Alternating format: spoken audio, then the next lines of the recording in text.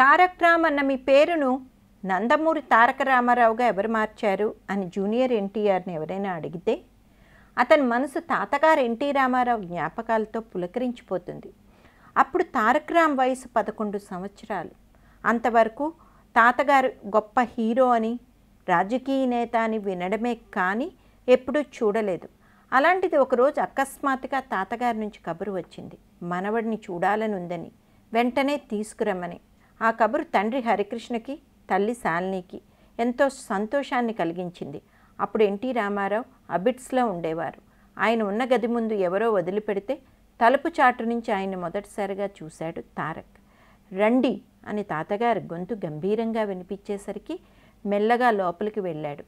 ఆయన్ని చూడగానే ఒక రకమైన భయం, ఆశ్చర్యం, ఆనందం.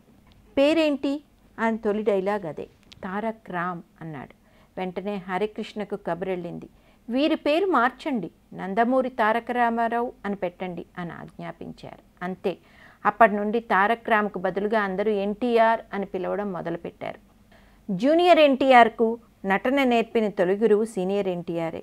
హిందీలో ఆయన తీసిన బ్రహ్మర్షి విశ్వామిత్రలో మనవడికి భరతుడి పాత్ర ఇచ్చి ఎలా నటించాలో, ఎలా డైలాగులు చెప్పాలో నేర్పించి నటింపచేశారు.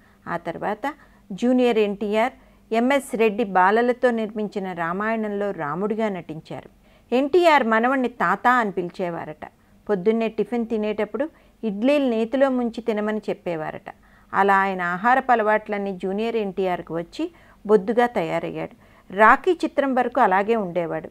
ఆ తర్వాత యమదొంగ చిత్రం ప్రారంభానికి ముందు దర్శకుడు రాజమౌళి సలహాతో లైపోసెక్షన్ చేయించుకుని స్మార్ట్గా తయారయ్యాడు. ప్రపంచంలోని అత్యుత్తమ చిత్రాలను ఎంపిక చేయాల్సి వస్తే అందులో తాతగారు నటించిన దానవీర సూరకర్ణ తప్పక ఉండాలంటాడు. అలాగే తాతగారు అక్కినేని నటించిన గుండమ్మ కథను మళ్ళీ తీయాలని, అందులో తాను తాతగారి పాత్రను, నాగచైతన్య అక్కినేని పాత్రను పోషించాలని జూనియర్ ఎన్టీఆర్ కోరిక.